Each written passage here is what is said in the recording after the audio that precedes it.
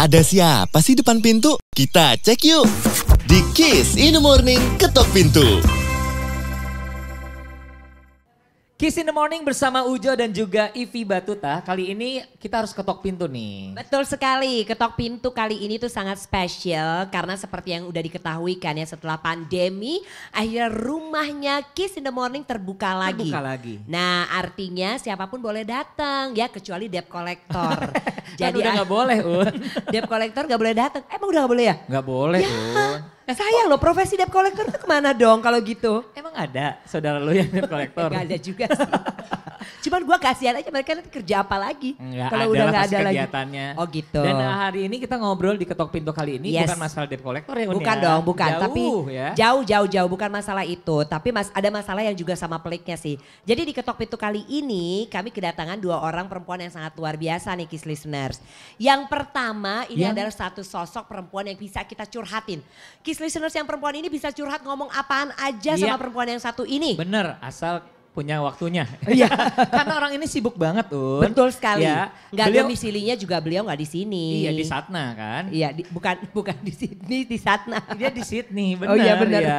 Jadi beliau namanya adalah Rani Moran, seorang psychological counselor, life coach, dan corporate speaker. Betul Selamat sekali. pagi. Selamat pagi. Aduh, suaranya juga, Un. Seneng banget. Gitu dong suaranya kayak gitu Un. Iya, lembut ya. Mbak Rani, Iya. terima kasih sudah hadir di sini ya. Jadi setiap beberapa bulan sekali akan datang ke Jakarta untuk menyapa Kiss Listeners. Absolutely, untuk supaya Kiss Listener bisa curhat-curhat juga, sharing-sharing juga, Yes. biar dapat pencerahan ya. Benar. Ya, ngerumpi di rumahnya Kiss in the Morning. Kiss listeners ini catatannya adalah bener loh ini nggak bercanda. Mbak Rani ini sebenarnya domisilinya di Sydney kan. Betul. Ya pesawatnya ada di luar kan tadi kita lihat kan. Iya. Tuh parkir di sini. Gue seneng nih kalau udah play along begini. Dan satu lagi Yes. ada seorang gadis yang tidak kalah cantik ya. Ada Gina Rai, ini adalah founder dan presiden Empower Indonesia dan beliau adalah lulusan FHUI. Gina. Halo Kak. Hai Gina. Oke. Thank you for coming ya. Thank you for hosting. Iya. Jadi kenapa kami menghadirkan ada Mbak Rani, ada Gina di sini. Ini buat Kiss Listener semua karena tahu sendiri kan ya kalau pagi-pagi kita siaran itu suka ada Kiss Listeners tuh yang entah kenapa mengirimkan WhatsApp ada yang berkaitan dengan topik yang kita bahas Betul. atau juga bahkan tidak berkaitan dengan topik yang kita bahas. Dan mostly adalah masalah-masalah keseharian yang mungkin lama-lama ketika kita kumpulin ya Unia ini Iya. sangat menarik kita bahas. Betul. Siapa tahu masalah-masalah yang mereka bagikan lewat WhatsApp Iya. itu bisa menjadi pencerahan untuk yang lainnya yang punya masalah sejenis Un. Betul. Gitu kan. Gitu, jadi kita tuh udah mensarikan beberapa Kiss Listeners yang begitu luar biasa terbuka sama kita. Iya. Dan iya kan? Ya. Iya benar. Terus jadi kita sarikan lah, kita kumpulin itu yang mau kita bahas. Seperti WhatsApp yang pertama ya. Kita Aku langsung aja ya, langsung Go ahead, ya. langsung. Ya, Langsung ya. Jadi ini ada sebut saja namanya Mawar. Aduh mawar lagi Un. Iya. Gak ada bunga lain. Hai Abah Uni, jadi aku akan bercerai sama suami. Karena memang sudah tidak cocok juga sama dia katanya. Alhamdulillah gongnya Allah tuh kasih aku titik terang buat mergokin dia lagi di rumah sakit sama selingkuhannya. Gak dijelasin kenapa. Suamiku tuh selingkuh sebetulnya udah lama banget. Dari awal dia selingkuh pun sebenarnya aku tuh sudah sadar. Tapi aku diam saja. Kesalahan aku satu, aku juga pernah dekat sama satu laki-laki karena waktu itu butuh teman curhat. Pelik ya. Nah, karena hal itu proses cerai kami ini sebetulnya jadi bikin susah banget. Karena suami ngerasa aku juga punya kesalahan dan suami juga merasa tidak ingin bercerai. Jadi dia pakai ngancem lah buat gak mau bagi harta gono gini, gak mau biayain anak nantinya. Pakai kacamata dulu ya, Say. Ini sebelah sini. Kacamata gue. Gak susah. Gak mau biayain anak nantinya dan aku bingung baiknya harus gimana. Aku kasihan sama anak-anak karena aku kasihan sama anak-anak. Karena anak-anak sering melihat kami bertengkar. Bener-bener pingin bercerai tapi kok kayaknya susah banget gitu. Nah langsung saja Iya. Mbak Rani. Iya. Mawar, thank you so much for sharing loh ya. Iya. Berani untuk memiliki keberanian sharing tuh nggak gampang ya. Terutama di situasi yang sangat kompleks seperti ini ya. ini yang biasanya kita sebut itu adalah nasty divorce. Nasty divorce. Nasty divorce. Apa itu? Nasty Apa divorce? sih nasty divorce itu? Pemahamannya itu agak multidimensional ya. Nasty divorce itu bisa dikategorikan terhadap proses di mana salah satu dari pasangan itu memang dalam keadaan tertekan emotionally dan secara psikis juga tertekan, tapi tidak bisa memiliki option untuk bercerai. Dan jadi itu proses masih dalam perkawinannya. Atau nasty divorce itu sendiri juga bisa kita kategorikan sebagai proses yang kompleks setelah terjadi divorce itu sendiri. Jadi impactnya dari nasty divorce itu sendiri. Kenapa sih dibilang nasty divorce? Karena di dalam proses-proses seperti ini yang membuat kompleks itu banyak sekali abusive behavior yang involved. Dalam kasusnya Mawar terjadinya power dan control, di mana dia itu diberikanlah financial pressure dan financial abuse dari suaminya, dan tekanan emosional, ancaman itu tadi ya, bahwa kalau lo berani-berani menggugat cerai, nanti gue persulit tuh prosesnya. Jadi kan si orang ini berada dalam sebuah perkawinan tertekan ya, secara emosi. Kayak gitu. tidak punya ada pilihan lagi kayaknya ya. Absolutely. Rasanya begitu gitu Iya. ya. Rasanya seperti itu gitu. Dan impactnya itu bukan hanya kepada si istri ya, tapi anak itu juga bisa menjadi korban secondary trauma dari nasty divorce proses seperti ini gitu. Perceraian yang gak mulus ya kan, ada kan perceraian orang mulus. Nah ini perceraian nasty itu ada perceraian yang gak mulus, yang ribet gitu ya kayaknya. Betul, ya. kompleks Kompleks. gitu ya. Dan biasanya banyak sih Apa aja sih faktor-faktor contoh? yang membuat kompleks itu sendiri ya. Yang paling sering kita temukan itu adalah cultural expectation atau social expectation, di mana stigma terhadap perceraian itu sendiri gitu. Dan juga kehilangan losing face ya, bahwa kalau saya cerai nanti bagaimana nih pandangan terhadap saya, Betul sih. atau iya. pandangan terhadap keluarga saya. Jadi keluarga laki-laki, keluarga wanita. Jadi makanya perkawinan itu bukan cuma 2 orang loh. Betul. Tapi 4, 6 banyak sekali yang involved Belum gitu. lagi involve masalah norma-norma yang ada di keluarga, Betul. di negara, mungkin Nggak, di seperti keluarga itu. kita gak pernah ada yang cerai loh. Betul. Iya. Gitu. Jadi pertimbangannya kan banyak tuh ya. Iya. Dan biasanya juga terjadi kepada istri yang memang pendapatannya itu jauh lebih kurang daripada suami. Yang mungkin financially sering sekali lebih disupport oleh suaminya. Memang Kayak bergantung Mawar pada ini. suami. Iya kan, Betul. mau diancam bahwa dia gak dikasih penghasilan nantinya gak Iya, akan iya. dihidupi atau bagaimana. Betul. Jadi adanya role imbalance. Tapi ada juga power dynamics ya. Kadang-kadang kan seperti itu ya. Bahwa suaminya mungkin yang lebih punya suara Iya. di decision di dalam hidupnya gitu. Yes. Terhadap anak-anaknya juga terutama gitu. Wow, Ini tentang nasty divorce. Ya, jadi ada satu kasus yang kebetulan Kiss listener sudah kirimkan lewat WhatsApp di kita ya. yes. Terus kita bacakan, ternyata pelik banget yang ini Iya, sebenarnya mau bercerai aja kok segitu repotnya. Padahal kan perceraian kalau memang sudah tidak ada kecocokan yang harusnya bisa dijalankan. Iya. Ya kan, dan anak-anak tadi jadi saksi pertengkaran kedua orang tua yang gak ada habisnya, itu juga gak sehat. Ternyata jadi secondary victimnya gitu ya. Iya, nah pengen bercerai tapi kok kayaknya nggak bisa. Makanya kita ngobrol dulu juga deh sama Gina Rai. Karena Gina ini dari UI Fakultas Hukum, pasti ngerti soal kayak gini-ginian. Sekaligus juga apa founder tadi? Founder Empower Indonesia. Apa? Gina cerita dikit dong, Empower Indonesianya dulu deh. Itu apa sih? Dia presiden loh. Iya, jadi Empower Indonesia itu adalah sebuah organisasi nirlaba atau non-profit. Kita juga kayak komunitas sosial, isinya aku sama teman-teman aku, para Iya. mahasiswa juga. Kita mengadvokasikan isu-isu terkait representasi substantif perempuan dalam proses pembuatan kebijakan. Oke. Karena kalau kita lihat dari lanskap hukum Indonesia masih banyak kebijakan-kebijakan hukum yang tidak berperspektif gender atau berperspektif perempuan yang baik gitu. Banyak yang Karena- belum terwakilkan gitu ya. Betul, karena secara statistik pun kita pun emang belum terwakilkan. Di mana misalkan PBB tuh nyuruh kita 30% perempuan harus ada di DPR, di proses pembuatan kebijakan.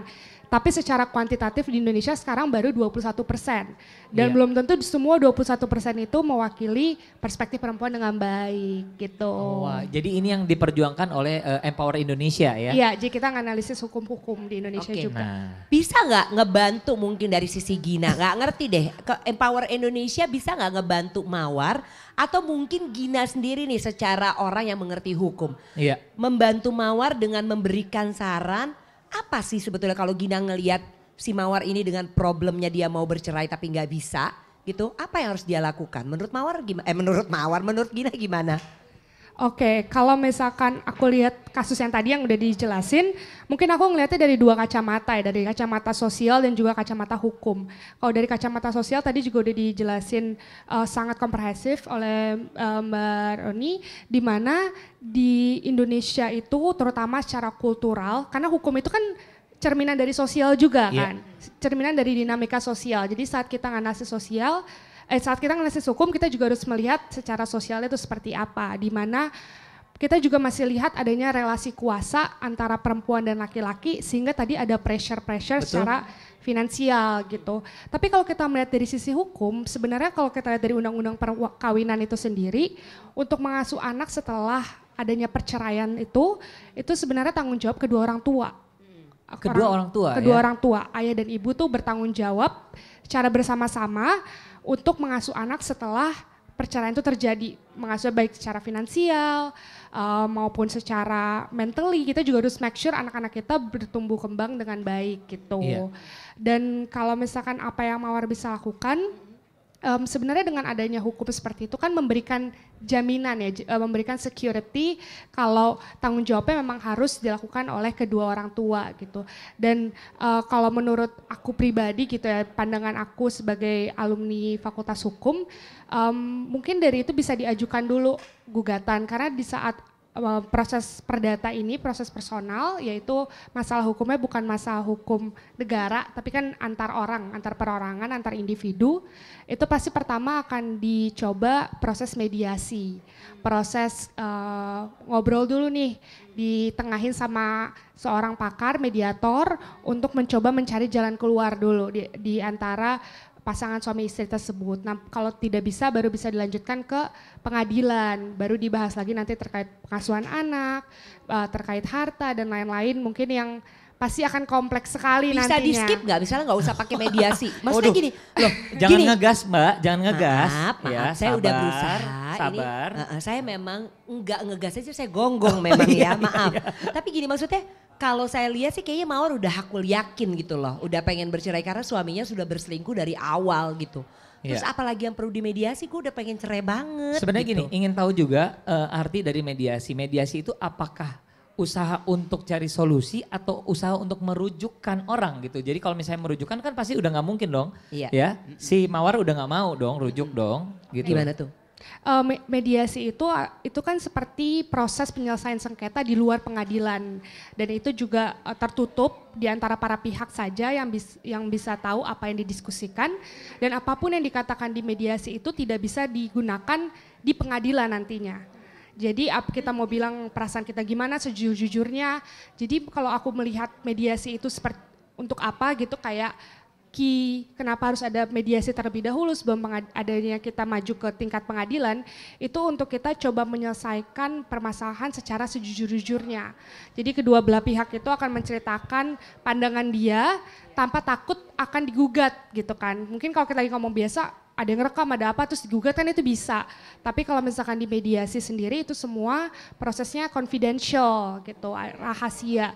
Dan sebenarnya nggak bisa di skip, itu adalah nggak bisa di skip, itu salah satu proses yang harus dilewati terlebih dahulu, karena kita kan mau meminimalisir adanya permasalahan-permasalahan pribadi itu dibawa ke ranah pengadilan.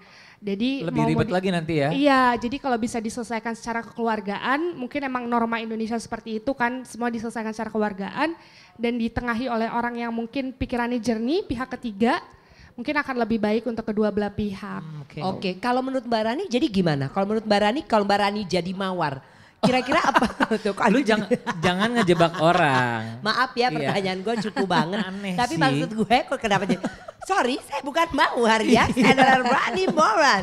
Maaf, kalau menurut Mbak Rani apa yang harus Iya. dilakukan? Kalau menurut saya sih dari perspektif counselor dan juga life coach, mungkin Mawar harus benar-benar reflect secara jujur, apakah keinginan untuk bercerai, untuk mengekspresikan anger, frustration atau resentment, atau memang ini merupakan keputusan yang terbaik untuk Mawar dan juga anak-anak. Itu yang nomor satu ya, harus benar-benar ditelaah secara jujur. Intentionnya apa sih? Saya mau cerai ini gitu. Kalau memang setelah dipikirkan pro dan con benefit terhadap diri sendiri ya, dan juga terhadap anak-anak karena juga mau nggak mau terlibat di dalam dinamika sistem ini gitu. Memang intentionnya itu adalah untuk kehidupan yang lebih baik. Just remember, there is a solution, there is a choice gitu. Dan direfleksikan, what's holding you back? Kalau saya dengar gitu ya dari penjelasannya Mawar, what I'm hearing is Mawar itu mungkin mengalami attachment issues. Attachment issues itu adalah orang-orang yang mungkin secara upbringingnya tidak dipenuhi emotional need-nya sehingga gampang dimanipulasi dan gampang juga diintimidasi oleh pasangan dalam hidupnya. Oh, kondisi dia ini seperti itu ya? Jadi ada historinya tuh. Ada history yang Gitu. menyebabkan dia sangat gamang gitu ya di situ Yang ya? membuat dia itu sangat rentan terhadap intimidasi dan ancaman Oke. gitu. Itu, jadi dia itu coping mekanismenya itu adalah submissive. Ya udah nurut aja gitu. Begini ya, tadi Mbak Rani tuh bilang bahwa ya ada attachment issue, Ya. Betul. ya kan? Yang mempengaruhi responnya Mawar terhadap situasi ini Betul. dan kemungkinan situasi konflik dan challenging dalam hidupnya. Ngerti banget Mbak, dan Ya. bisa kita rasakan ya, karena Ya. begitu mendapatkan ancaman, Mawar ini jadi yang, aduh gue nggak bisa ngapa-ngapain. Betul, nggak kayak, problem solving gitu. langsung merasa bahwa itu udah nggak ada lagi Ya. Jalan. solusi gitu-gitu segala Ya, macem kan. ya. Tapi orang kayak begini itu kan biasanya kan masalah kejiwaannya, maaf ya, maaf deh Mawar. Itu kan sebenarnya kan kadang-kadang mesti lama dong. Sementara Ya. kan ini butuh Betul. satu Solusi solusi yang cepat. cepat. Kira-kira Ya. gimana? Kenapa saya bahas itu? Sebenarnya bukan masalah kejiwaan, ini masalah coping mechanism ya. Yes. Bagaimana dia menghadapi konflik dan challenge dalam relationship atau dalam kehidupannya dia. Kenapa saya bilang dia ada attachment issues? Selain dia itu rentan terhadap ancaman dan intimidasi, tapi dia sempat bilang dia juga sempat berselingkuh. Gitu. Ya, betul. Orang yang termasuk dalam kategori anxious attachment itu biasanya suka act out, membalas apa yang dia kecewa dengan membuat Hal yang pasangannya sama. jealous. Oh, oke. Sementara suaminya itu tipe-tipenya yang overcompensating attachment, di mana ketika tertekan dia senang menunjukkan dengan manipulasi dan dominance. Iya. Maksudnya apa Mawar harus tahu ini gitu. Bukan karena dia harus proses terapi jangka panjang saja gitu ya. Itu penting ya supaya Iya. dia ketika cerai tidak mengulangi kesalahan yang sama dong. Jangan sampai kena lagi sama orang yang narsisistik atau toksik kayak gitu Iya. kan. Tapi juga dia harus tahu bahwa respon dia ini bukan realita. Respon dia ini adalah sesuatu yang bisa dia reframe. Karena dia tahu ini ada hubungannya dengan coping mechanism, dia bisa berpikir dengan awareness bahwa oke, ini tuh adalah salah. Dan saya bisa memiliki pilihan untuk problem solution focus instead.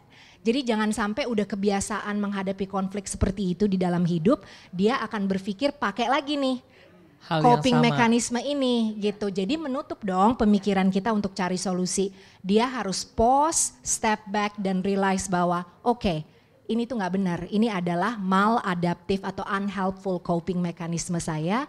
Sekarang saya harus rubah gitu. Iya. Walaupun itu adalah respon yang sangat natural dari seorang manusia kali ya. Ya, yang memiliki Dalam kondisi attachment seperti ini. itu akhirnya low self esteem kan gitu. Iya. Nah, itulah yang Mawar tuh harus tekankan bahwa oke, berarti saya harus rubah nih cara berpikir saya. Cara saya mereframe situasi yang challenging ini nggak bisa seperti sistem berpikir saya yang dulu-dulu nih. Jadi kalau komputer lu upgrade tuh cara berpikirnya, sistemnya tuh di-upgrade gitu Kalau ya. silat nggak bisa pakai jurus yang itu lagi. Ganti. Jurus yang lain. Betul, gitu. exactly. Berubah cara berpikirnya Iya. gitu bahwa oke, this is not because something wrong with me. I am not the problem. The problem is the problem gitu kan. Bahwa ini situasi yang saya itu bisa in control gitu. Itu saran saya yang pertama, menyadari coping mekanisme sendiri. Yang kedua, safety. At the end of the day, keputusan yang harus kita ambil itu adalah keputusan yang aman untuk diri, well-being dan juga anak-anak ya. Itu penting sekali. Dan kalau memang cerai putusannya, saran saya cari deh cepet-cepet tuh support system ya yang bisa dipercaya. Sumber-sumber hukum, sumber-sumber keluarga yang bisa memberikan confidence itu sendiri gitu. Karena percaya deh, dia nggak sendiri, you're not alone. Benar. Banyak orang yang mengalami kompleks nasty divorce seperti ini, tapi memiliki future yang lebih baik gitu setelah bercerai gitu ya. Iya. Kalau Cari itu support pilihannya. sistemnya. Iya, cari Absolutely. orang yang kuatnya kalau lu lagi goyah-goyah gitu. Cari orang pegangan. yang cari pegangannya. Bisa pegang temen-temen. Kalau kayak di Empower Indonesia gitu bisa gak sih Gina? Misalnya kayak mungkin ada teman-teman yang punya kesulitan kayak gini gitu loh. Misalnya gak ngerti harus juga melengkapi diri dengan pengetahuan hukumnya. Gimana Gina? Iya, kalau dari Empower sendiri kan kita punya banyak program, baik yang kita ngadvokasin isu-isunya, jadi teman-teman bisa lebih aware lagi nih kalau misalkan secara hukum sebenarnya kayak tadi kan itu suatu hal yang harusnya memang tanggung jawab kedua orang tua gitu. Mungkin si Mawar ini nggak tahu hal tersebut, jadi kita sebagai orang yang cukup mengerti, kita memberikan kayak informasi-informasi di sosial media, di artikel gitu. Selain itu kita juga punya kayak program-program yang emang khusus untuk meningkatkan kapasitas perempuan gitu. Tapi memang khususnya itu terkait mereka bisa ikut terlibat dalam proses pembuatan kebijakan. Jadi kalau misalkan Mawar ini tertarik dan akhirnya ingin meningkatkan keterampilannya sehingga dia bisa nge-support dirinya sendiri atau merasa lebih baik di dalam suatu komunitas itu juga baik kan. Jadi itu bisa banget. Dan sekarang juga udah banyak banget kegiatan-kegiatan karena aku sendiri pernah terlibat di Lembaga Bantuan Hukum Jakarta. Banyak-banyak kasus juga yang terkait nasty divorce seperti ini sebenarnya yaitu suatu hal yang sering terjadi dan masih banyak marak terjadi di sekeliling kita, dan untuk mencari suatu komunitas untuk kayak terlibat dan aktif dalam suatu hal itu adalah hal yang positif juga menurut aku. Yes. Biasanya sih kita kalau perempuan ya gitu atau kita siapapun lah yang lagi punya kesulitan, biasanya kan kita cari ya tadi orang buat pegangan ya. Mbak mari pegangan sama aku, Mbak. Terima kasih. Gitu ya kan. Nah, biasanya kita cari tuh keluarga gitu kan ya. Betul. Kita Sahabat. cari sahabat gitu nih. Nah, aku pengen tanya Mawar, siapa nih orang yang bisa kamu jadikan Betul. tempat? Iya. Sebenarnya pertanyaan yang berikutnya kalau menurut gua adalah ketika akhirnya bisa bercerai, itu juga bukan berarti masalah itu hilang semuanya kan. Betul, justru itu Itu masa adalah rentan satu juga. fase baru yang harus disiapkan juga loh untuk seseorang yang baru saja bercerai. Kalau menurut gue benar gak sih? Malah Mbak? justru yang saya berdasarkan klien-klien ya di counseling saya itu adalah waktu-waktu rentan terhadap kesehatan mental seseorang itu adalah bukan saja pada prosesnya tapi sesudah. Sesudah bercerai. Sesudah bercerai itu sendiri. Karena ya itu tadi meragukan keputusannya, terus tidak memiliki confidence jadi di judge. Ada penyesalan Of mungkin. course, akan ada menemukan itu normal ya. Akan ada menemukan saat-saat point di mana dia itu bertanya, am I making the right decision? I feel this regret gitu kan. Will I find someone yang akan mencintai saya kembali gitu. Kayak gitu, apalagi kita berada di budaya dan agama yang sangat mengejudge sekali perceraian ya. Itu tidak di-accept secara mudah gitu. Iya. Jadi secara moral dan belief di dalam hati unconsciously itu yang terpatri dari kecil, cerai itu salah. So merasa berdosa gitu di beberapa culture gitu ya. Imagine living your life, your new life dengan perasaan guilty dan dosa, guilty terhadap diri sendiri, anak juga. Itu yang akhirnya membuat berat gitu. Bisa dibayangin salah satunya adalah yang berat adalah ketika fase itu masuk ke perceraian, ada sebutan dari masyarakat ya, dari lingkungan janda, widow. Betul, label-label itu label-label ya. seperti itu Ya, menurut aku PR baru tuh. Iya, widow ya sebenarnya kan wajar janda, cuman entah kenapa kalau begitu janda aja kayak ada konotasi gimana gitu ya. Jadi kita ngobrol dengan Mbak Rani, dengan Mbak Gina, ini adalah obrolan-obrolan yang sebenarnya kadang gini karena kita tiap hari banyak yang ngobrol-ngobrol masalah-masalah yang sangat remeh-temeh, seru-seruan. Tapi pada kenyataannya Kiss listeners di luaran sana sangat mungkin memiliki masalah-masalah pelik dalam kehidupannya Ya pasti, ya dan ya kami bersyukur bahwa kamu sebegitu terbukanya, jadi terima kasih banget. Tetapi balik lagi ke kasusnya Mawar yang ingin bercerai tapi suaminya tidak menginginkan perceraian. Iya. Nah, gue sih sebenarnya pengen nanya ya kalau gue mah saklek-saklek aja.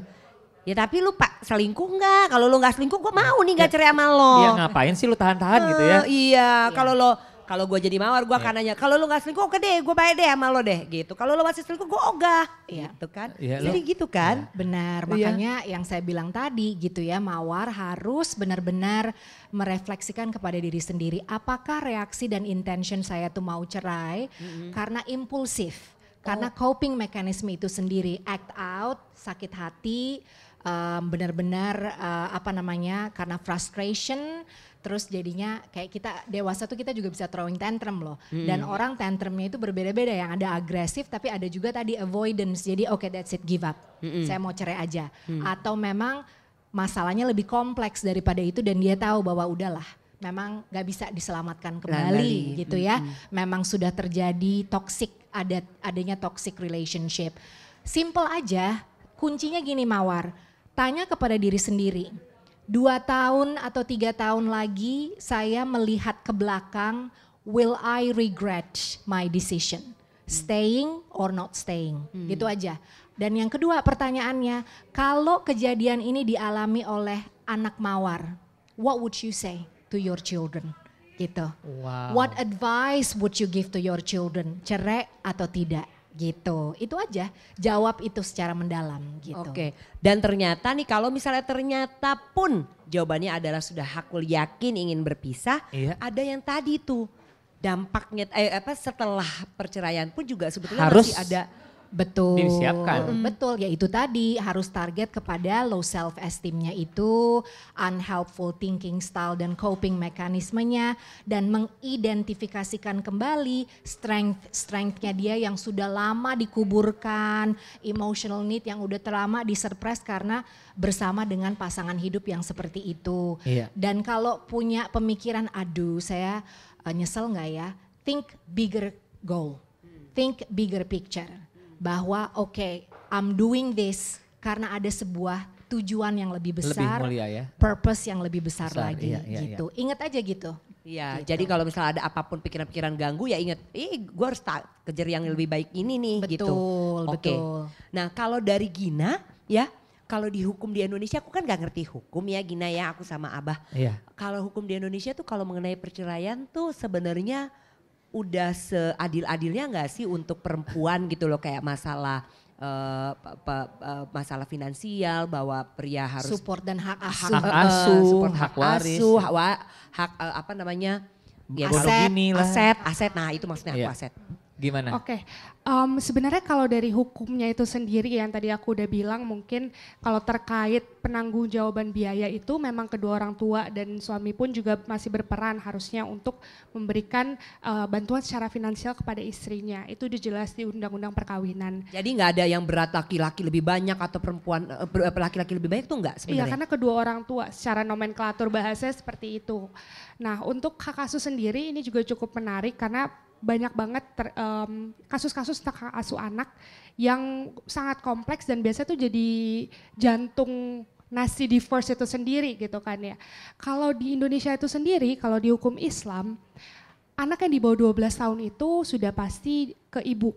Kecuali ada beberapa pengecualian, tapi memang ibunya misalkan mentally unstable atau involve narkoba gitu, menjual, memakai narkoba. Ada hal-hal yang membuat ibu itu tidak mampu lah, tidak cakap, Tidak mampu ya. tidak mampu untuk take care of the child. Tapi kalau misalkan ibu-ibunya itu enggak memasuki kategori tersebut, anak yang di bawah 12 tahun seharusnya memang hak asuh di bawah ibu gitu. Kalau sudah di atas 12 tahun, anak itu nanti akan ditanya, apakah dia mau mengikuti ibu atau mengikuti ayah. Sudah punya hak. Sudah punya di atas 12 tahun. Sebenarnya cukup muda ya usianya karena 12 tahun mungkin kita sendiri pun belum bisa membuat suatu keputusan yang besar. Betul. Itu kan seperti menentukan kita ini akan mengikuti gaya hidup seperti apa, kita ini akan hidup nanti besarnya dengan lingkungan yang seperti apa. Karena kebagi dua itu kan pasti berbeda-beda kan. Aset, kalau mengenai aset? Kalau mengenai aset itu sendiri, kalau harta gono gini itu balik lagi ke kesepakatan. Misalkan pertama apakah ada prenup, perjanjian sebelum nikah. Sebelum nikah. Iya, terus kalau misalkan ada mungkin akan sesuai dengan perjanjian tersebut. Namun kalau tidak ada pun nanti balik lagi gitu ke diskusinya kayak gimana. Nanti di dalam keluarga itu misalkan berapa persen dari istri dan suaminya gitu. Nanti akan didiskusikan kembali seperti itu. Cuman pasti kan ada hak istri, ada hak suami untuk dalam harta goni gini tersebut yang harusnya dibagi secara adil gitu, sesuai dengan proporsi dan juga 50% biasanya kalau nggak ada. Iya. Mungkin aku mau nambahin sedikit ya, Iya. orang kadang mendengar keadaan hukum dan systematic, kalau saya bilangnya systematic abuse ya, Iya. ketidakadilan dan kurang kuatnya proteksi terhadap hak wanita di beberapa negara gitu ya. Kalau di Australia saya tahu banget 50-50, apapun itu yang terjadi gitu ya. Nah yang membuat orang tuh akhirnya tidak jadi mengambil keputusan untuk bercerai. Disitulah yang harus saya tekankan, coba diredefinisikan kembali value hidup kita apa sih? Apa sih yang kita cari dalam hidup ini? Apakah hanya sebatas uang dan aset saja demi mengorbankan kebahagiaan dan kesehatan mental? Udah. Gitu. Betul. Kalimat udah pamungkas banget tuh. Benar. Terakhir. Jadi kadang-kadang mungkin nggak perlu mikirin ke situ. Kalau misalnya ada hal yang mungkin perlu dikorbankan. Misalnya mau mengejar kebahagiaan diri, misalnya gitu. Aku sih saklek-saklek aja ya gitu kan. Iya. Ya nggak usah, kalau Mbak Rani kan ngomongnya manis ya gitu. Kalau di gua kan ngomongnya saklek ya kan gitu. Maksudnya ya kalau misalnya emang kebahagiaan diri itu menjadi lebih penting dan utama, ya itu yang harus dikejar dulu. Betul. Iya. Jadi pilihan itu kan A dan B ya, nggak ada yang di tengah-tengah gray area gitu. Iya. Atau kita nggak bisa ngambil pilihan dua-duanya. Ya itu aja, recognize pro dan con dan consequences-nya. Kalau memang prioritas hidupnya itu adalah uang, berarti ya stay aja di dalam marriage, berarti fokus dalam hidupnya dia bagaimana saya bisa stay di dalam marriage yang tidak ada emotional connection dan trust kembali gitu loh. Itu pilihannya satu. Itu pilihan satu gitu. Kalau memang buat saya no. Pokoknya penting punya uang, penting punya stabilitas ekonomi gitu ya. Yang nomor dua adalah kalau memang dia pikir nih pilihan kedua ya, no kebahagiaan emosional dan mental tuh penting. Ya cerai tapi ya konsekuensinya itu lo harus mulai lagi dari awal hidupnya. Ya nggak bisa lah gitu pilihan ini tapi terus why gitu. Itu yang bikin kita menderita gitu. Kece banget. Udah itu tadi udah kesimpulannya, gue udah nggak bisa ngomong apa-apa lagi Tapi kalau guys. aku boleh nambahin sedikit, tadi Boleh. kan Yes. itu secara hukum, secara yang ada di paper lah, what's on the paper. Tapi kan yang what's happening right now itu juga dinamika sosialnya banyak mempengaruhi gitu. Kalau aku boleh kasih contoh sedikit, kakakku pribadi kan mengalami perceraian yang menurut aku cukup nasty juga dengan bertahun-tahun proses perceraiannya dan juga proses penggugatan harta goni gini dan juga hak asuh. Jadi tadi yang kita bahas itu semua udah dialamin sama kakakku semua dan aku pun juga udah melihat secara langsung lah sebagai adik gitu. Dan aku sempat lama juga kayak sekamar sama dia melihat gimana dia bisa coping setelah proses perceraian tersebut. Dan hak asuh anak itu kakakku mendapatkan keduanya gitu karena memang dua-duanya masih di bawah 12 tahun. By the way kakaknya adalah. Oh iya aku belum ngomong. Jadi kakakku Sania Marwa gitu. Iya yang bercerai dengan Atta Lariksyah ya. Iya. Betul, terus? Tapi secara nyatanya gitu ya, jadi putusan hukumnya itu udah sampai tingkat akhir, sudah berkekuatan hukum tetap, sudah ada surat untuk eksekusi pengambilan anaknya sendiri, karena anaknya physically ada di ayahnya dan kakakku yang mendapatkan hak asuh. Tapi saat kakakku datang untuk melakukan eksekusi, mungkin banyak juga videonya di YouTube kalau teman-teman yang mau lihat nantinya, itu dihalang-halangin, dihalang-halangin masuk, akhirnya eksekusinya gagal. Jadi apapun yang kita tadi lihat, ini bisa gini, alatnya gini, itu secara teorinya sih itu seperti secara mudah. teori hukum. Ternyata pada kenyataannya tidak semudah itu tidak semudah itu. Dan mungkin kalau ditanya apakah sudah adil untuk perempuan, hal-hal seperti itu kenyataannya yang masih mungkin twisted. Harus gitu. diperjuangkan. Harus diperjuangkan, betul. Mbak Rani ya begitu deh ya, kadang-kadang ya, tapi Mbak Rani tadi sudah mengatakan hal yang sangat-sangat luar biasa juga, bahwa kadang-kadang efek dampaknya perceraian ya bisa sampai kayak begitu gitu. Betul. Jadi nasty divorce ini bukan hanya di prosesnya, bahkan setelah afternya itu juga masih terjadi gitu. Jadi ketahanan mental itu malah justru afternya itu ya penting sekali untuk tahu bahwa there is life after this divorce. Yes, oke. Mbak Rani terima kasih atas kesempatannya, Gina juga terima kasih sudah berbagi sama kita. Sebenarnya paling tidak pembicaraan ini bisa memberikan pencerahan dan bisa ngebuat Uni bisa lega ya, dari tadi sesak napas terus. Ikut terpancing esmoni aku tuh. Iya. Tapi mudah-mudahan Mawar juga terima kasih sudah mengirimkan dan curhat sama kita tentang permasalahannya. Mudah-mudahan mendapatkan pencerahan untuk bisa mendapatkan decision nantinya. Yes, oke, Mawar ya, all the best for you, God bless you. Dan buat teman-teman yang lain, kita ketemu di Ketok Pintu berikutnya. Bye. Thank you Mbak Rani, thank you Gina. Terima kasih. Nah, jangan kemana-mana dulu. Di Kiss in the Morning Ketok Pintu masih ada tamu nih.